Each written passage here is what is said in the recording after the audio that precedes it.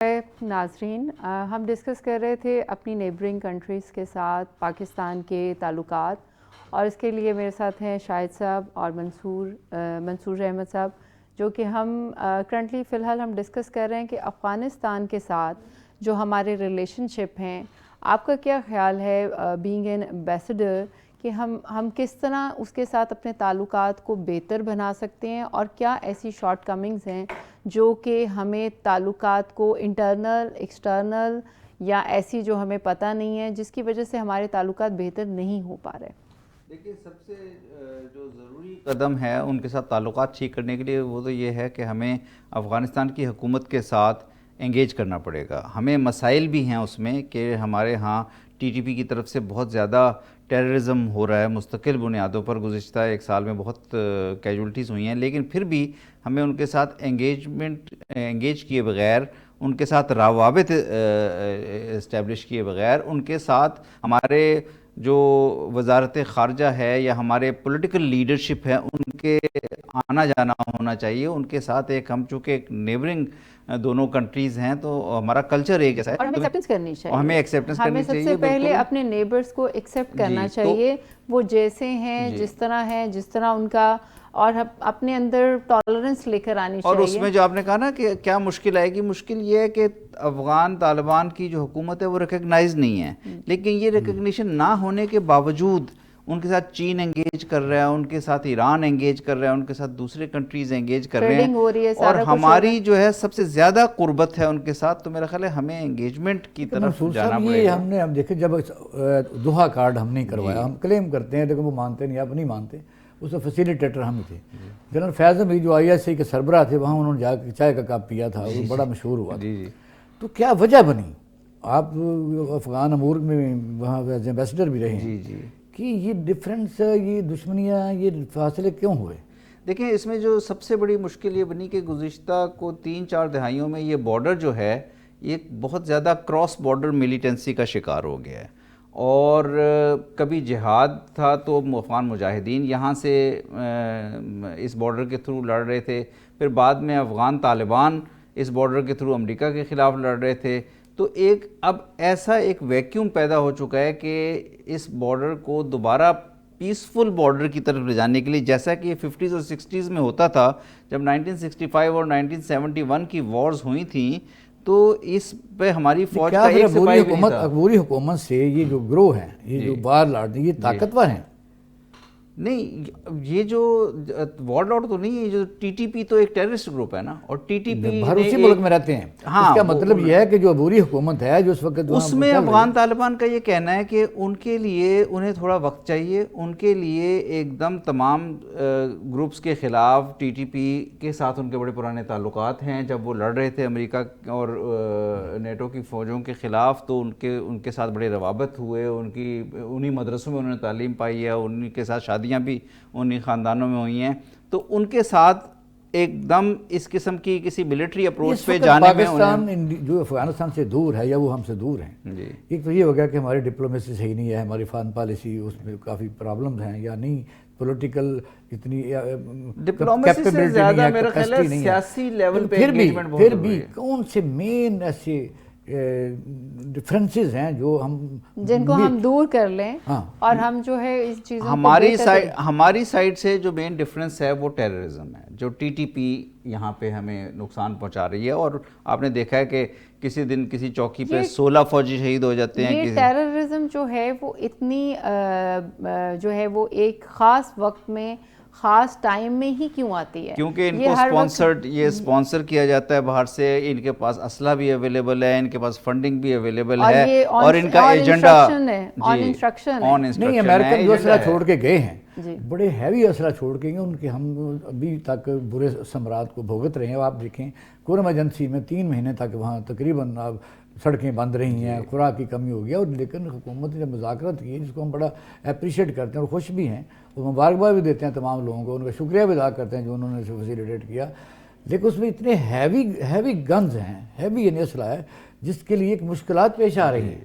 تو وجہ یہ ہے کہ اس وقت وہ ہمارا ایک دفعہ دوست بھی ہے، اس میں مثال دیتے نہیں. لیکن دوسرا مسئلہ یہ ہے کہ جب آپ کسی بھی اپنے نیبر کے ساتھ کسی مسئلے کو حل کرنے کے لیے بات چیت کرتے ہیں تو ایک تو ہماری ڈیمانڈز ہیں، ایک پھر ان کی ڈیمانڈز آتی ہیں، اور ان کی ڈیمانڈ یہ ہے کہ بارڈر پہ سے لوگوں کے آنے جانے کا رستہ تو میں نے دیکھا پشاور میں ایک ٹائم پر 40-50 ہزار آدمی ڈیلی آتا تھا جاتا تھا. نہیں میرے کہنے کا مقصد یہ تجارت کے امریکہ کے ساتھ تعلقات ہماری ایک مجبوری بن گئی ہے. لیکن آپ نے ایوب خان نے ماسٹر کتاب ایک لکھی تھی کہ فرینڈز ناٹ ماسٹر. اچھا وہ بھی اس کے ذات میں آ گئے. اس کے بعد ذوالفقار بھٹو صاحب جب آئے تو ان کو بھی آپ نے دیکھا کہ وہ ہینگ ہوئے. اس میں بھی آج تک پیپل پارٹی کی ریزرویشن ہے کہ بیرونی سازش تھی اور اشارہ اسی طرف کرتے ہیں. اس کے بعد پھر چلتے چلتے ضیاء الحق صاحب آ گئے. ضیاء الحق کا طیارہ کریش ہوا تو پھر ادھر ہی یعنی رافیل اس میں شامل جو قیادہ موجود تھا اس جہاز میں. میں رافیل کو ملا ہوا پہ بلکہ میرا دوست بھی تھا. کہنے کا مقصد اس کے بعد بے نظیر شہید ہو جاتی ہے. پھر جنرل مشرف آ جاتے ہیں. جنرل مشرف نے ایک ٹیلی فون کال پر وہ بھی ڈائریکٹلی پریزیڈنٹ نے نہیں کی، کسی چھوٹے تیسرے چوتھے ٹیئر میں کی، تو اس نے سارے ہتھیار ڈال دیے. اس کے ساتھ بھی ایسا ہی ہوا. تو مسئلہ یہ پاکستانی حکمرانوں کو یہ سمجھنا چاہیے کہ ہم اپنے گھر میں ایک امن سکون کے سارے مل جل کے ایسا کوئی پولیٹیکل سسٹم جو ہے اسٹیبلش کریں، لوگوں کے خلاف انتقامی کارروائیاں نہ کریں، جمہوریت کو پروان چڑھائیں، ہر ادارے اپنے ڈومین میں رہیں، تو پھر کہیں جان چھوٹے گی. ورنہ میرا تو نہیں خیال. منصور صاحب بتائیے. نہیں یہ بات تو آپ کی بالکل صحیح ہے کہ اگر ملک کے اندر ایک اسٹیبل پولیٹیکل اسٹیبلٹی آ جاتی ہے، ایک مستحکم سیاسی نظام اسٹیبلش ہو جاتا ہے، تو ایک ان تمام معاملات پہ کنسنسس ڈیولپ ہو جائے گا کہ کس طرح اپنے ریلیشنز رکھنے ہیں. لیکن میرا خیال ہے کہ دیکھیں جو گلوبل پاورز کی انوالومنٹ ہے، چاہے وہ امریکہ کی انوالومنٹ ہو یا USSR جب تھا اس نے افغانستان پہ ٹرائی کی، اس کے علاوہ اس سے ہٹ کے ہمیں نیبرز کے لیول پہ ایک جو برادرانہ تعلقات جسے کہتے ہیں، ایک فرینڈلی ریلیشنز، وہ بہت ضروری ہیں. اور اس میں مشکلات ہیں. سینکشن لگا دیتے ہیں. نہیں بتائیے صاحب آپ نے جتنی ہسٹری بیان کی ہے اس سے تو آپ یہ بتانا چاہ رہے ہیں کہ کسی بھی حکمران کو اس کا مطلب ہے کہ جرت نہیں کرنی چاہیے کہ ہم جو ہے اسی کنویں سے پانی بھی پیتے جا کے. ہاں بالکل. یہ تو اچھا میں منصور صاحب آپ سے کوشچن کرنا چاہتی ہوں. ہم زیوم کر لیتے ہیں کہ ہمارے سارے نیبرنگ کنٹریز کے ساتھ جو ہے وہ تعلقات اچھے ہو گئے اور ہماری پولیٹیکل اسٹیبلٹی ہو گئی. کیونکہ دیکھیں نیگیٹو بات ہمیشہ ہی ہوتی ہے. وی ایوری باڈی نوز کہ what is going on. But ہمیں یہ بھی پتہ ہونا چاہیے کہ اگر یہ سب کچھ ہوتا ہے تو پھر کیا ہوگا. پاکستان پھر آپ دیکھیے گا بہت بڑی چینج آ جائے گی، گیم چینجر ہو جائے گا. جس طرح کہتے ہیں نا ایک ٹرم کہ یہ this will be a game changer. کیونکہ پاکستان کی اکانومی نہیں اس وقت اس طرح سے رفتار پکڑ رہی. اگر آپ کے بارڈرز پیسفل ہو جائیں، آپ کے ہمسایہ ممالک کے ساتھ تعلقات پیسفل ہو جائیں، آپ کی ان کے ساتھ ٹریڈ بھی شروع ہو جائے، تمام نیبرنگ ممالک کے ساتھ آنا جانا شروع ہو جائے، تو آپ کی اکانومی بھی جان پکڑے گی. کیونکہ ریجن نے اکٹھے ہی چلنا ہے اور آپ کی اپنی ٹریڈ اپنے نیبرز کے ساتھ زیادہ بڑھ جائے گی. تو آپ کے تعلقات جو دور آپ کی سے ممالک ہیں، خطے سے باہر جو ممالک ہیں، امریکہ ہے یا روس، آپ بتائیے کہ بہت بہتر ہو جائیں گے. اب جو اڑان پروگرام کے تحت ہمارے وزیر پاکستان نے قوم کو ایک خوشخبری دینے کی کوشش کی ہے، اس میں یہ ہے کہ $5 بلین جو ہے وہ اپنا سعودی عرب دے گا، 10 ارب ڈالر کویت اور 10 ارب UAE. اب مسئلہ تو یہ کہنے کا یہ ہے کہ جس طرح رباب کہہ رہی ہے کہ ان کے ساتھ دوستی ملکوں کے ساتھ رکھو. ایک ملک ایسا بھی ہے پاکستان جس نے ایک نیا فرقہ بنایا، جس کے پچھلے دن MBS نے ڈسون کیا کہ وہ ہم نے ہی بنایا تھا. وہ فنڈنگ بھی کرتے رہے، آپ سے مدرسوں کو فنڈنگ بھی ہوتی رہی. اور UAE جو ہے اس کی اپنی بندرگاہ اس ہم پھنسی ہوئی ہے کہ گوادر میں ان کا دلچسپی ہے کہ یہ نہ بنے، اور پھر ایران کی چاہ باہر اس کو انٹرسٹ ہے، تو کس سے دوستی کریں. لیکن میرا ویو یہ ہے کہ اگر ہم صرف فورن انویسٹمنٹ کے اوپر رہیں کہ ہمیں آج امریکہ سے پیسے مل جائیں، کل کو ہمیں سعودی عربیہ سے پیسے مل جائیں، پرسوں کو ہمیں چین پیسے دے دے، تو ہماری اکانومی کا اس سے ڈیفرنٹ حال نہیں ہوگا. ہمیں جو ہے کنٹریز جنہوں نے پروگریس کی ہے، انہوں نے اپنے اکانومی کو، اپنی انڈسٹری کو، اپنی ایجوکیشن کو، اپنی سائنس کو، اپنے انسٹیٹیوشنز کو ڈیولپ کیا ہے. شاہد صاحب دیکھیں ہسٹری یہی بتاتی ہے کہ سب سے پہلے آپ کے اندر سکون، آپ کے اندر اسٹیبلٹی ہونی چاہیے. First thing is always this, but you can't deny this کہ second step is always your neighbor. Pakistan میں جمہوریت جب تک مضبوط نہیں ہوتی، لیکن نہیں ہونے دی جائے گی نا، اس چیز کو نہیں ہونے دیا جائے گا. اسی لیے تو آپ دیکھیں، میرا خیال ہے کہ اگر ہم اپنے سارے نیبر کنٹریز کے ساتھ ایک جیسے ہو جائیں، ان کے ساتھ مل جائیں، دوستی ہو جائے، دوستانہ ہم تو ملنا چاہتے ہیں. نہیں تو کیا ہوگا؟ آپ کو پتہ ہے کہ پاکستان خطہ اتنا نہیں رہ جائے گا، بلکہ یہ ایکسپینڈ ہو کے یہ سارے ممالک ایک خطہ بنیں گے، ایک ملک کو ریپرزینٹ کریں گے، ریجنل کنیکٹیوٹی آ بالکل جائے ریجنل کنیکٹیوٹی آ جائے گی. اور اس کا کیا ہوگا؟ اب اس کے دیکھیں پروز اینڈ کونس بھی دیکھیں، اس کے نقصانات کیا ہوں گے جس کی وجہ سے یہ نہیں ہونے دیں. میں اصل میں اس چیز کی طرف لے کے جانا چاہ رہی ہوں کہ ایک ہم انوائرمنٹ لے رہے ہیں، ہم یہ کہہ رہے ہیں کہ پاکستان میں اسٹیبلٹی ہے آف ایوری تھنگ.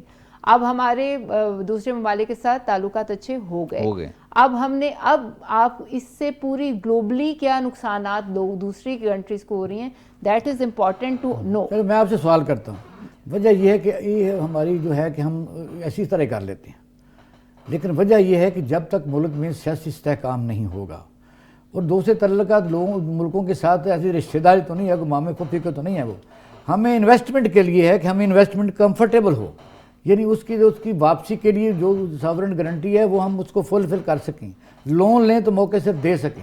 اسی صورت میں کہ ملک میں سیاسی استحکام ہو، سیکیورٹی بہتر ہو، اور یہ ہے کہ ٹیررزم نہ ہو، اور پھر یہ ہے کہ ہمارے تبھی یہ ہے کہ شاید صاحب میرے خیال میں یہ سمجھتی ہوں کہ یہ ساری چیزیں جو ہے وہ ڈیلیبریٹلی جو ہے وہ نہیں رکھی جا رہی. اگر یہ ہو گیا تو ایک بہت بڑا ایک جو ایشیا ڈیفائن ہو جائے گا، جو کہ ہر ایک دولت سے، ہر ایک ٹریئر سے خود جو ہے نا. لیکن رباب اس میں ایک میں آپ سے تھوڑا سا اس معاملے پہ اختلاف یہ کروں گا کہ یہ پھر ہم کانسپریسی تھیوری میں چلے جاتے ہیں کہ ہمیں کرنے نہیں دیا جا رہا. آپ نے دیکھا کہ اسی خطے میں، ایشیا میں، ویتنام جو ہے اس کے اندر امریکہ جنگ میں بھی انوالو رہا، امریکن فوجیں وہاں لڑتی رہیں اور کافی اس میں کیجولٹیز امریکہ کی بھی ہوئیں، ویتنام کی بھی ہوئیں.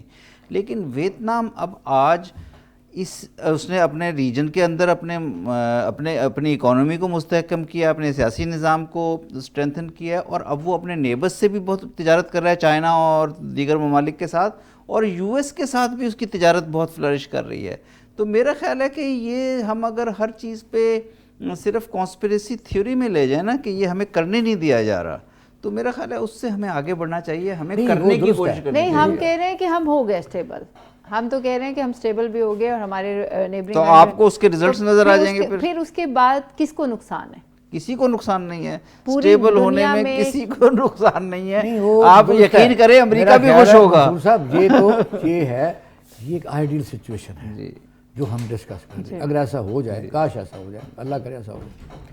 لیکن آپ دیکھیں کہ پاکستان میں مختلف دور میں مختلف حکومتیں رہی ہیں، اکثر ڈکٹیٹرشپ رہی ہے، منصوبے دیر پا نہیں ہوتے. پوری دنیا میں کنٹینیوٹی آف دا پروجیکٹس ہوتی ہے. ہاں وہ بہت ضروری ہے. یہاں مثلاً یہ ہے کہ ایک گورنمنٹ آتی ہے، وہ پچھلے منصوبوں کو بالکل ختم کر دیتی ہے، اگر نئے منصوبے بنا لیتی ہے.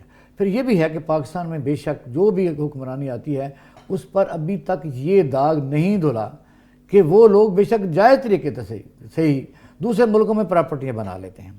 اور یہ بھی ہے کہ جب وہ نکالے جاتے ہیں، ان پر ایلیگیشن بھی جب ڈکٹیٹرشپ آتی ہے لگاتے ہیں کہ یہ they are the corrupt people.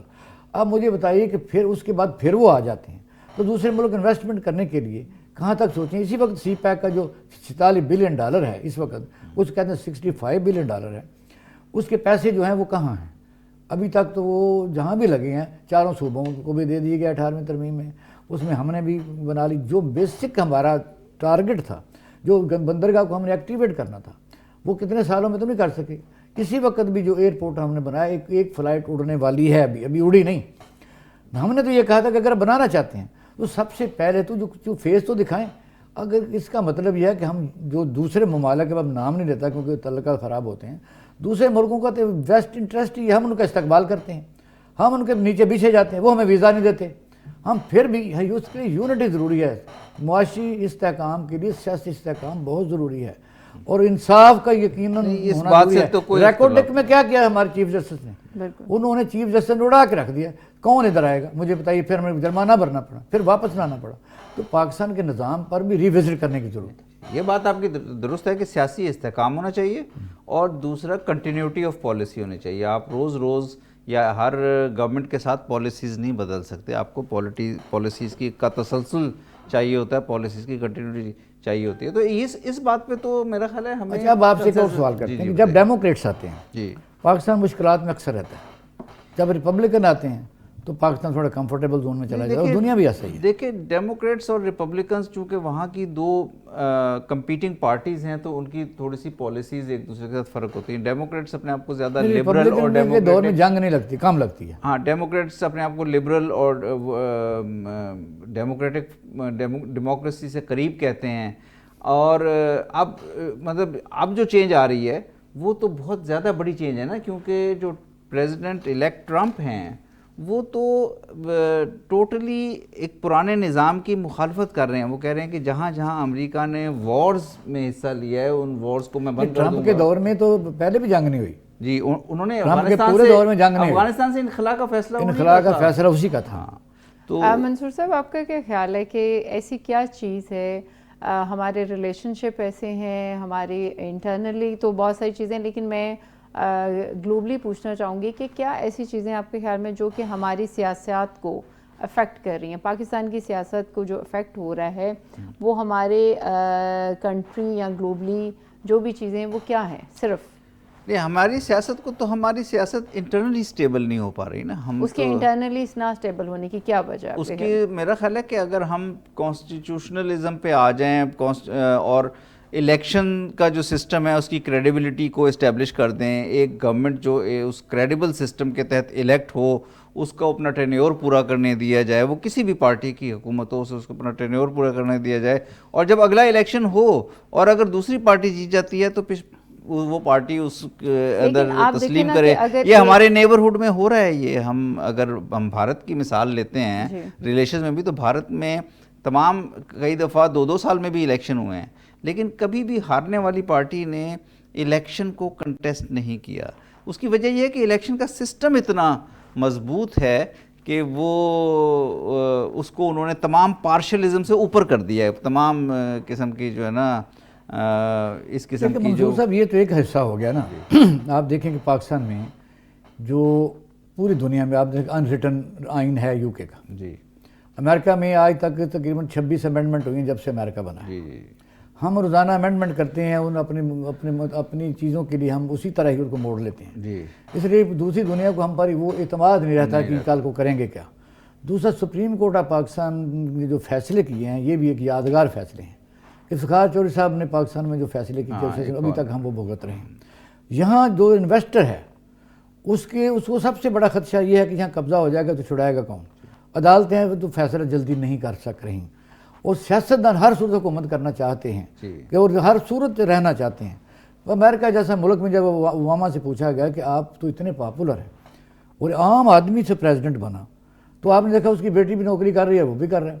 تو جو بائیڈن جو اس وقت موجود ہے، اسی وقت تک موجود ہے، اس کی بیماری کے لیے اوباما نے ہیلپ کی. وہ کہیں سے پیسے نہیں لے سکا، اتنی جوگا ہی نہیں تھا. پاکستان کے حکمران ہر صورت حکمرانی کرنا چاہتے ہیں. یہاں فیئر اینڈ فری الیکشن، اداروں میں کسی چیز کی کوئی ایکسٹینشن نہ ہو، اپنے طور پر رول آف لا ہو. یہاں لوگوں کو نچلی سطح پر لوئر جوڈیشری میں لوگوں کو انصاف ملے. کسی کی پراپرٹی جو اوورسیز ہیں جب وہ یہاں انویسٹمنٹ کرتے ہیں تو وہ ان کی پراپرٹی پر قبضے ہو جاتے ہیں. پاکستان کا عدالتی نظام بھی ذمہ دار ہے اتنا ہی جتنا سیاستدان ذمہ دار ہیں. پاکستان کی بیوروکریسی جو ریٹزم دنیا جہان سے ذمہ دار ہے. یہ کسی کا کاروبار نہ لگنے دیتے ہیں نہ چلنے دیتے ہیں. تو مجھے بتائیے پاکستان میں انویسٹمنٹ کے لیے، اور جب انویسٹمنٹ آئے گی بے روزگاری ختم ہوگی، خوشحالی آئے گی، ٹیررزم میں کمی آئے گی، لوگ پھر انڈسٹری ہماری ایکسپورٹ بڑھے گی، ہمارا زر مبادلہ بڑھے گا، تو ملک میں تبھی یہ ریزرو بڑھیں گے نا. تو اس کے بعد اگر یہ ساری چیزیں نظر آتی ہیں کہ ایسا ہی ہے، یہ تو عام بندے کو سمجھ لگتی ہے. اگر ایسا نہیں ہو رہا تو پھر کہیں نہ کہیں تو یہ نقص ہے نا. وہ میرا خیال ہے کہ آپ نے بالکل صحیح طرف اشارہ کیا کہ پاکستان میں انویسٹمنٹ کیوں نہیں ہوتی. اگر ایک عام یہاں کا ایک پاکستان کا لوکل خوشحال بزنس مین بھی انویسٹمنٹ سے اس لیے ڈرتا ہے کہ اگر کوئی اس کے کیپٹل کے ساتھ کوئی مسئلہ ہو جائے یا کچھ ہو جائے تو کوئی عدالتی نظام یا کوئی رول آف لا ایسا نہیں ہے جو اس کو سپورٹ کر سکے. تو اس لیے میرا خیال ہے بہت کمپریہنسو ریفارم کی ضرورت ہے، جس میں آپ نے سول سروس کی ریفارم کا بھی ذکر کیا، وہ بھی ہونی چاہیے، جوڈیشل ریفارم. تو میرا خیال ہے ایک بہت کمپریہنسو ریفارم جو پولیٹیکل آرڈر ہے پاکستان کا، اس میں بہت کمپریہنسو ریفارم کی ضرورت ہے. منصور صاحب آپ جو ہے ایمبیسڈر رہے ہیں، ڈفرینٹ ممالک میں رہے ہیں، آپ گلوبلی جو ہے وہ کیا سمجھتے ہیں کہ دوسرے ممالک جو ہے وہ پاکستان کو ایک تو ہمیں پتہ ہے کہ کس نظر سے دیکھتے ہیں، یعنی کہ وہ کیا سمجھتے ہیں کہ ہماری کون سی چیز جو ہے اگر اس کو ڈیولپ کر دیا جائے تو وہ ہمارے ساتھ بہتر ریلیشن شپ بنا سکتے ہیں یا بہتر ٹریڈ کر سکتے ہیں، یا کسی قسم کا بھی ریلیشن سیاسی معاشی کسی میں بھی وہ ہمارے ساتھ پارٹیسپیٹ کر سکتے ہیں۔ دیکھیں پاکستان کی سب سے بڑی اسٹرینتھ جو ہے وہ پاکستان ایک بہت بڑی مارکیٹ ہے۔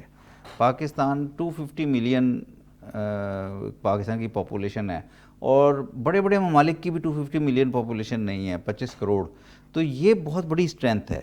لیکن مسئلہ اس وقت اس پاپولیشن کے ساتھ بھی یہ ہے کہ پاپولیشن جو ہے اس میں 26 ملین یا 2 کروڑ 60 لاکھ لوگ بچے تو اسکولوں میں ہی نہیں جا رہے، جو لوگ جس طرح سے ان کو ایجوکیشن ملنی چاہیے وہ ایجوکیشن نہیں مل رہی، اسی وجہ سے سائنس اور انڈسٹری اور بزنس میں ترقی نہیں ہو پا رہی۔ تو اگر ان معاملات کو ٹھیک کر لیا جائے تو پاکستان جتنی بڑی مارکیٹ ہے اور یہاں پہ رول آف لا ہو، تو میرا خیال ہے کہ پاکستان کی جو ٹریڈ ہے آج امریکہ سے $10 بلین کی ہے، پاکستان کی آرام سے $50 بلین $60 بلین کی ٹریڈ پہنچ جائے گی۔ اس کا اگر مطلب ہے کہ پوری دنیا جو ہے وہ ہمیں ایک بہترین مارکیٹ دیکھتی ہے، اور وہ یہ سمجھتی ہے کہ ہم جو ہے ہم ایک وہ اس وقت چانک بنے ہوئے ایپل آف آئی بنے ہوئے، اس کی وجہ ہی یہ ہے کیونکہ ہم جو ہے وہ سب کے لیے ایک ایسی مارکیٹ پلیس ہے جس کے اندر سے سب کا راستہ جو ہے وہ گزرتا ہے۔ تھوڑا ایڈ کر دوں تو یہ ہے کہ آپ دیکھیں کہ جن کے اوپر ہم او آئی سی بنا کے بیٹھے ہوتے، ہم اس برادر اسلامی ملک کہتے ہیں، وہ تمام وہ ممالک ہیں، وہ کیا اسے کہتے ہیں، وہ اب اس سے آگے چلے گئے، ماڈریٹ ہو گئے۔ اب یہ ہے کہ ایک ملک ہم سے 10 لاکھ ایکڑ زمین مانگ رہا ہے، اور آپ کو پتہ ہے ریکارڈک میں جو ہمیں قرضہ دیا جا رہا ہے 15% اس نے شیئر مانگا ہے، اور اس طرح دوسرے ہمارے اور عزیز ترین دوست جن کے کچھ لوگ یہاں دورے کرتے رہتے ہیں، انہوں نے بھی یہاں زمین مانگی ہے۔ یہ وجہ تو یہ ہے کہ ان لوگوں کو یہاں اس قسم کی انویسٹمنٹ جو انڈیا میں وہ کرتے ہیں $100 بلین کی، $25 بلین کی، ہمارے پاس کیوں نہیں کرتے؟ میں اس کو جو ہے اینڈ اسی بات پہ کروں گی کہ کبھی بھی کوئی ملک جو ہے وہ پراسپر نہیں کر سکتا جب تک وہ خود جو اپنے لیے اپنی فیلڈ میں اپنے لیے اگاتا ہے وہی والا بیج جو ہے وہ اپنے ہمسایہ ملک کو دے، کیونکہ وہ ملک جو کہ دوسرے کو سپورٹ کرتا ہے میرے خیال میں وہ اس لیے وہ اپنے آپ کو سپورٹ کرتا ہے، اور وہ پھلے گا، وہ پھلے پھولے گا، اسی طرح وہ ملک جو ہے وہ اس کے نیبر پھلے پھولیں گے، اسی طرح وہ ملک بھی جو ہے وہ پھلے پھولے گا۔ اس لیے ناظرین بہت امپورٹنٹ ہے کہ ہم اپنے ساتھ ساتھ اپنے نیبرنگ کنٹریز کے ساتھ بھی اپنے تعلقات بہتر کریں، ان ڈفرینسز کو ختم کریں جو کہ ہمارے ہیں، ٹیبل ٹاکس کریں، اور جیسے کہ ہم ایک بہت قیمتی جو ہے سرمایہ ہے، ہم ایک بہت قیمتی مارکیٹ ہے، اپنی امپورٹنس کو سمجھیں اور اپنے ریلیشن شپس کے اوپر غور کریں اور بہتری کی طرف جائیں۔ بہت شکریہ، تھینک یو۔